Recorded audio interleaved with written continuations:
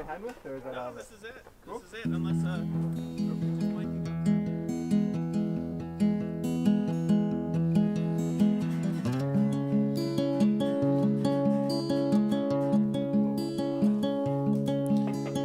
Hey, pretty girl, is your dad at home? Did he go and leave you all alone? I got a bad desire. Oh, I'm on fire. This is Mom's House. I'm Skylar Bouchard, and this is Tired of the City.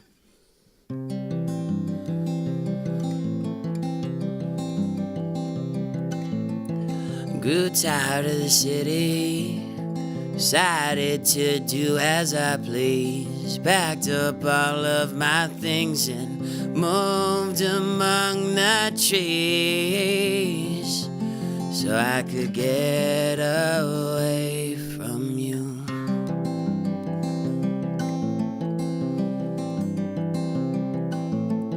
Moved out to the forest, grew my beard out 4 feet long. Redwoods made me feel so small, so I moved to that desert sun, and I still felt close to you.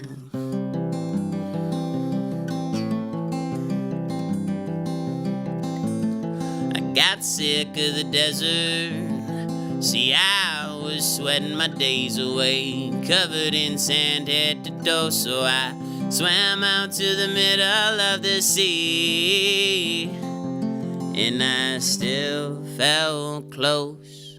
No matter how far I run, though I'm keen to hide from you, I'm sure that your love would find me if I hit on the moon. No matter how far I run, though I'm keen to get away, I'm sure that your love will be with me till my last day.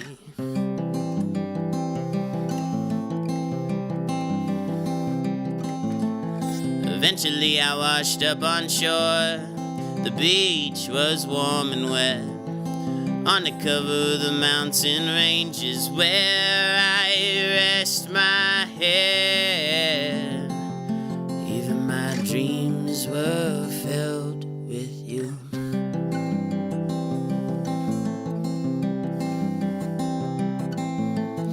Climbed the mountain day after day till I was high above the clouds.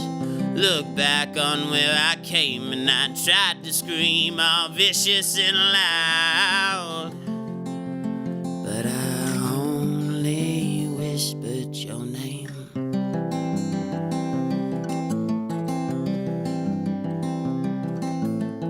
I made it to that mountain's peak. There sat a wise old monk. Promised God he'd never speak, so he couldn't tell me where I went wrong. And I still felt close. No matter how far I run, though I'm keen to hide from you, I'm sure that your love would find me if I hit on the moon. No matter how far I run, though I'm keen to get away, I'm sure that your love will be with me till my last days.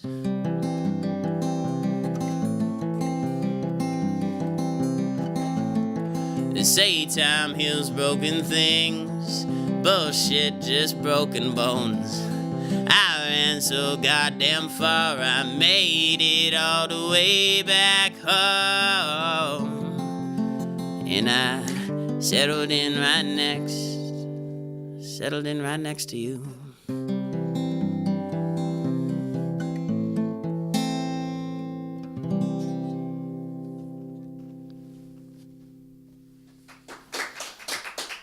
Thanks, guys. Thank you.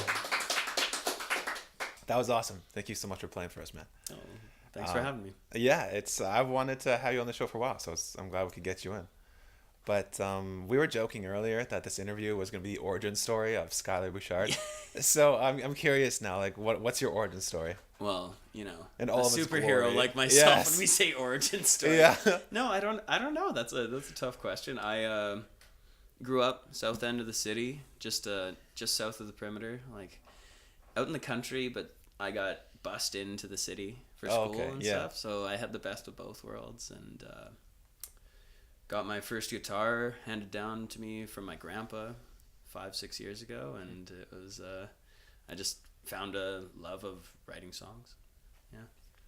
Awesome. And you've just so in like the last 4 or 5 years, you've kind of really like leaned into writing songs and like playing in that, or last so for the last 4 or 5 years I've been writing, but for the last 2, I think it was 3 years ago, I quit my job, moved back to the city, and decided, like, what am I doing?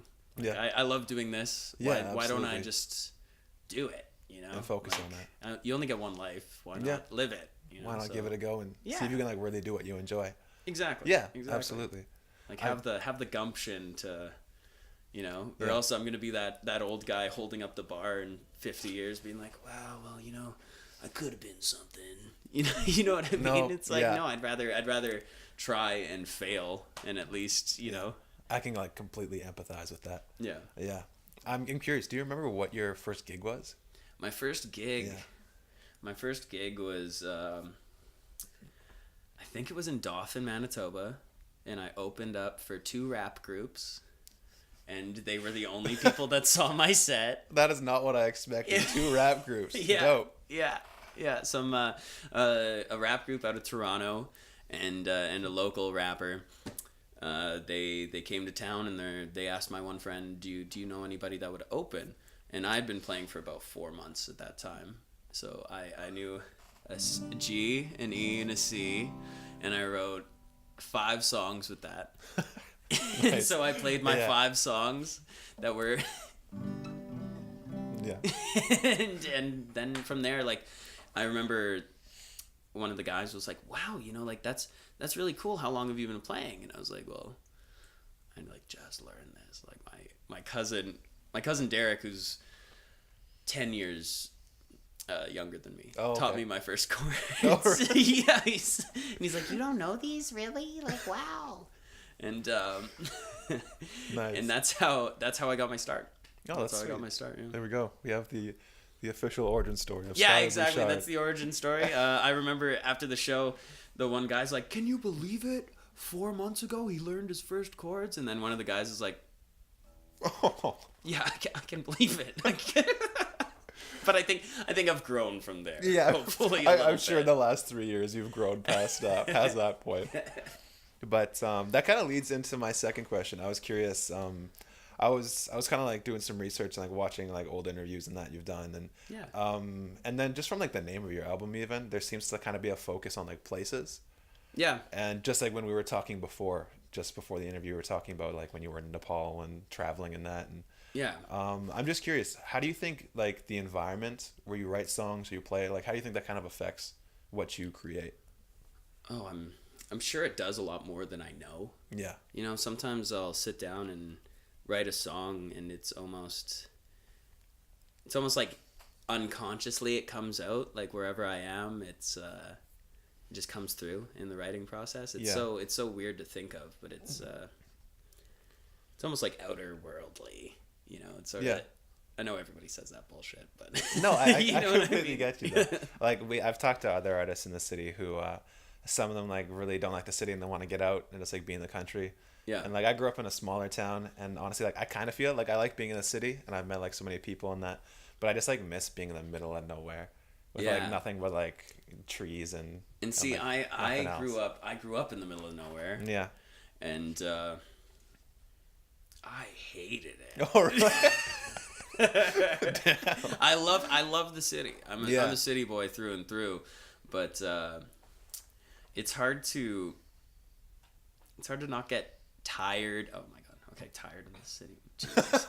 Okay, it's hard not get tired of any kind of routine. Yeah. And I think that's what the basis of like that metaphor that I keep going back to is like I'm tired of the routine of it all. Oh, okay. Like I want want to branch off. I want to explore. I want to be a part of an adventure. Right? Yeah, absolutely. Whereas like getting up, going to work, coming home, going to bed, you know, cook food, do the dishes. Kind of like the cycle of like being in the city and that. Yeah. Which is where that feeling comes from. It's almost like a wanderlust, you know.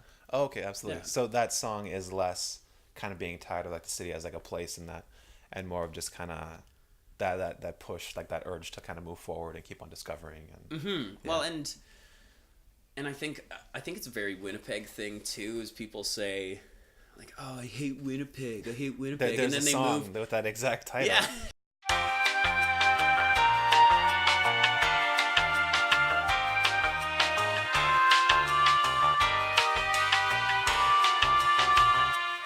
Exactly. Well, yeah. No, but it's funny because everybody does that, and then they move to Vancouver, and then they end up hating Vancouver, and then they move to Montreal, and they end up hating Montreal, and it's like, hate well, the city maybe you're in. I think you might hate yourself a little bit, you know. Like I think you need to like learn a little bit more because you don't hate Winnipeg. Winnipeg's a great city. Yeah, it is. You know. Yeah. Like if you're bored in Winnipeg, it's because you choose to be bored. You know, and I think that everybody, I used to live in rural Manitoba, and that's like, oh, I gotta get out of Swan River, oh, I gotta get out of Dauphin, and you find out that your problems are with you, they aren't with the city that you live in. Yeah, and that's the basis of Tired of the City. Yeah. Oh, yeah. Awesome. So we were talking earlier, and you were saying that you're looking at recording another album. Yeah. Well, what can you tell us about it? I'm curious. Oh, nothing. It's under wraps. Yeah. No, I'm just kidding. No, it's gonna be a lot bigger. Like I want to have a lot more instruments involved, a lot more instrumentation. I want it to be. This last album was really down tempo because a lot of like the songs that are bigger went to my other band. Oh, okay. Yeah. Whereas like this last album, I think it's a good reflection of my songwriting, but not a good reflection of the like dynamics that I'm capable of. Yeah, because it was mostly like you acoustic, and then I think I heard a few other instruments like through here and there. Yeah. My good friend Alexis Thompson was on it, who I miss dearly. If you're watching this, come home from Nashville. Like I'll put you up in Winnipeg.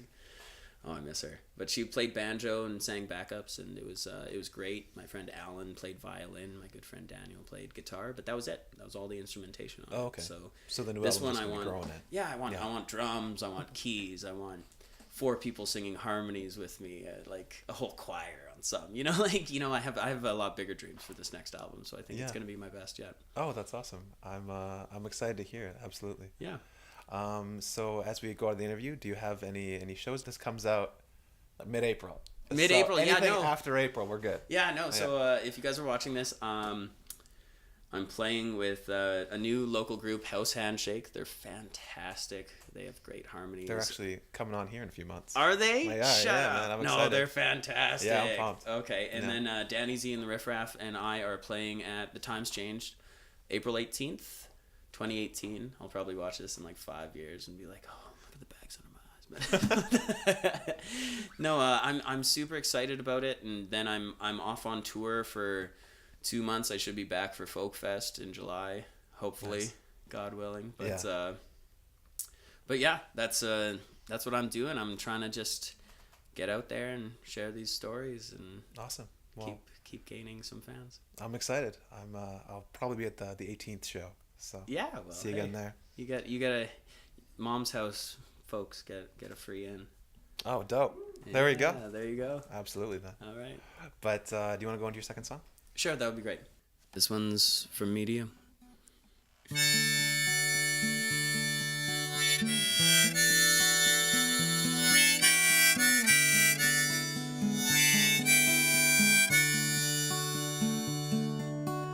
One show letter to my unborn son. Gems of wisdom, blueprints of a man to become. Crumble the pages, I threw them away. Don't trust my advice, just look at the man I became. And no one really means you no harm. care less about you, but don't you let that tear you apart. 'Cause someday a young woman or man's gonna steal away that heart. Just place your hands on the beat in your chest and know that's where all love starts. And no one's gonna take that away.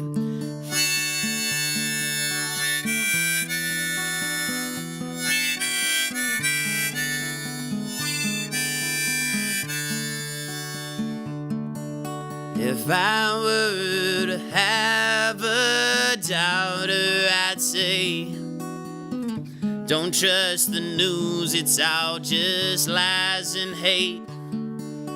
And do whatever your heart desires. Don't wait for permission or ask the patriarchy to expire. 'Cause you know, no one really means you no harm. People just couldn't give a shit about you. But don't you let that tear you apart.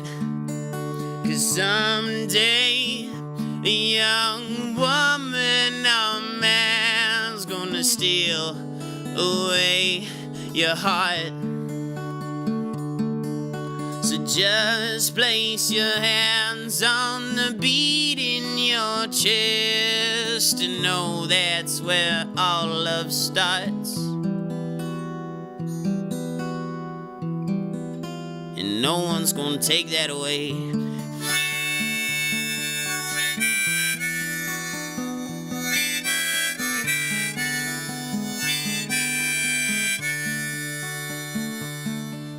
I once wrote a letter to the queen of our state. Lists of reasons for her to abdicate.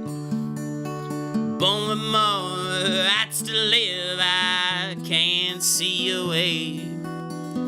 You're born to smell brimstone come Judgment Day. But you can't let the shape of the world shape your heart. Can't stand that these days. So just place your hands on the beat in your chest and know that's where all love stays. And no one's gonna take that away.